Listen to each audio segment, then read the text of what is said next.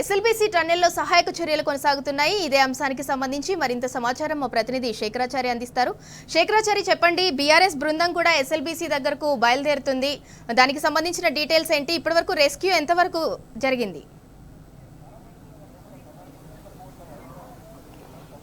మరి కొద్దిగా అంటే ఇంకో గంటన్నర ప్రాంతంలో హరీష్ రావు గారు ఇదే ప్రాంతం నుంచి ఇదే రోడ్డు గుంట ఇక్కడ ఎస్ఎల్బీసీకి వెళ్ళేటువంటి రోడ్డు, ఇది ఎస్ఎల్బీ సొరంగానికి వెళ్ళేటువంటి రోడ్డు. ఇక్కడ అంటే ముందే ఆంక్షలు ఉన్నాయి. ముందుకు దోమలపెంట ఉంటుంది. ఆ దోమలపెంట వద్ద బారికేడ్లు ఏర్పాటు చేసి పోలీసులు భారీ బందోబస్తు ఏర్పాటు చేశారు. అక్కడి నుంచి ఇక్కడికి వచ్చేస్తే ఇక్కడ మనం చూడొచ్చు, ఇక్కడ పూర్తి స్థాయిలో పోలీసులు భద్రతా వలయాలు దీని అంతా కూడా మోహరించినటువంటి పరిస్థితి.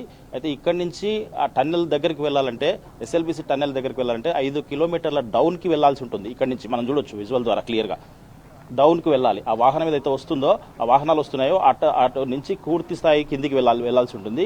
వెళ్లే క్రమంలోనే ఇక్కడ పోలీసులు మోహరించారు. ఇక్కడి నుంచి మీడియాకు కూడా ఆంక్షలు పెట్టినటువంటి పరిస్థితి, మీడియాను కూడా లోపలికి అనుమతించిన పరిస్థితి. అయితే మనకు తాజాగా అందుతున్న సమాచారం ఏంటంటే, ఇప్పుడు ఏదైతే బీఆర్ఎస్ బృందం హరీష్ రావుతో కూడినటువంటి బృందం ఏదైతే బీఆర్ఎస్ శ్రేణులు వస్తూ ఉన్నారో ఇక్కడికి ఆ టనెల్ వద్దకి, ఇక్కడనే అంటే అంతకన్నా ముందే దోమలపెంటనే వద్దనే వాహనాలు ఆపాలి. తర్వాత ఇక్కడికి వచ్చినటువంటి ఒక 8 మంది మాత్రమే లోపలికి అనుమతించాలి అని చెప్తున్నట్టుగా సమాచారం అయితే వస్తూ ఉంది.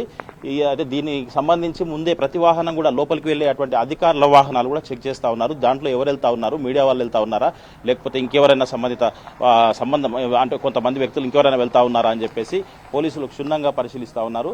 మీడియా పాయింట్ మాత్రం ఇక్కడనే ఏర్పాటు చేసేసి ఇక్కడనే మీడియా వాళ్ళని కట్టడి చేసినటువంటి పరిస్థితి. అయితే ఇప్పుడు వస్తున్నటువంటి ఉద్దేశం, ఏదైతే బీఆర్ఎస్ శ్రేణులు వస్తున్నటువంటి ఉద్దేశం ఏంటి అంటే, సొరంగంలో జరిగినటువంటి ప్రమాదం ఏదైతే ఘటనలో 8 మంది చిక్కుకుపోయారో వాళ్ళ పరిస్థితి ఏంటి, అక్కడ ఎలాంటి పరిస్థితులు ఉన్నాయి, దానిపైన పూర్తిగా ప్రభుత్వానికి విన్నవిస్తే ఎలాంటి ప్రభుత్వం పైన ప్రజలకు తెలియజేయాలనే ఉద్దేశంతో ఏదైతే వస్తూ ఉన్నారో దానికి సంబంధించి అంటే వాళ్ళు ఎక్కడైతే మైనస్లు ఉన్నాయో, వాళ్ళు ఎక్కడ విఫలమయ్యారో ఆ విఫలాలన్నీ కూడా బయటకు వస్తాయని చెప్పేసి ఇదంతా కూడా ఏర్పాటు చేసినట్టుగా మనకు స్పష్టంగా అర్థమవుతోంది. కట్టడి చేసినట్టుగా పోలీసు భద్రత వలయంలో ఇదంతా కూడా పెట్టినట్టుగా కనిపిస్తూ ఉంది.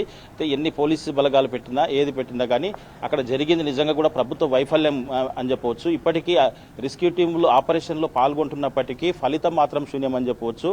వాళ్ళ కుటుంబాలకు మనోధైర్యాన్ని కల్పించాలనే ఉద్దేశంతో బీఆర్ఎస్ బృందం ఏదైతే ఉందో వాళ్ళంతా కూడా హరీష్ రావు వచ్చి వాళ్ళని కలవాలి, తర్వాత అక్కడ జరుగుతున్నటువంటి సహాయక చర్యలు ఎలా ఉన్నాయని చెప్పేసి పరిశీలించడానికి వస్తున్నటువంటి క్రమంలో ఇవన్నీ కూడా మీడియాను అనుమతిస్తే ఆయన అక్కడ పరిశీలించేటువంటివి, తర్వాత ఆయన మాట్లాడేటువంటి మాటలు కూడా బయటి ప్రపంచానికి తెలుస్తాయన్న ఉద్దేశంతోనే మీడియాను కట్టడి చేసినట్టుగా మనం చెప్పవచ్చు. మొత్తంగా చూసినట్టయితే ఇప్పుడు మరి గంటన్నర ప్రాంతంలో ఇక్కడికి హరీష్ రావు బృందం, బీఆర్ఎస్ బృందం ఇక్కడికి చేరుకోనుంది. వాళ్ళు వచ్చే క్రమంలోనే పోలీసులు భారీగా మోహరించారు.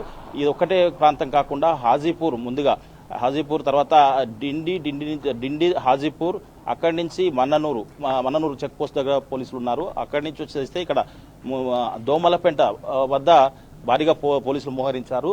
ఇదే దారి గుంట వస్తాడు కాబట్టి ఒకటే దారి ఉంది. తర్వాత ఇక్కడ పోలీసులు మాత్రం చెక్ పోస్ట్ ఏర్పాటు చేశారు. ఈ మనకు చూస్తున్నటువంటి చెక్ పోస్ట్ ఒకటే కాదు, దీని కింద కూడా ఇంకొక చెక్ పోస్ట్ ఉంటుంది. అంటే ఇవన్నీ కూడా దాటి వెళ్ళడానికి లేదు అన్నట్టుగా స్పష్టంగా వాళ్ళు చెప్పకనే పైనుంచి ఆదేశాలు ఉన్నాయని మాత్రం పోలీసులు చెప్తున్నటువంటి పరిస్థితి కనిపిస్తూ ఉంది. ఎన్ని ఆదేశాలు ఉన్నప్పటికీ ఏదున్నప్పటికీ కంపల్సరీగా వాళ్ళు ఏర్పాటు చేయాల్సింది ఉందని చెప్పేసి చెప్తున్నటువంటి పరిస్థితి అయితే కనిపిస్తూ ఉంది. ఇక్కడ ఈ పరిస్థితులను చూస్తే మరొక గంటన్నర ప్రాంతంలో అయితే ఇక్కడికి హరీష్ రావు బృందం, బీఆర్ఎస్ బృందం వచ్చే అవకాశం ఉంది. ఏదేమైనప్పటికీ అక్కడ ఎన్ని సహాయక చర్యలు చేపట్టినప్పటికీ ఇప్పటికైతే అక్కడ లోపల చిక్కున్న వారైతే యోగక్షేమాలు కానీ వాళ్ళ సమాచారం మాత్రం ఇప్పటికీ ఏమి కూడా తెలియదని చెప్పవచ్చు.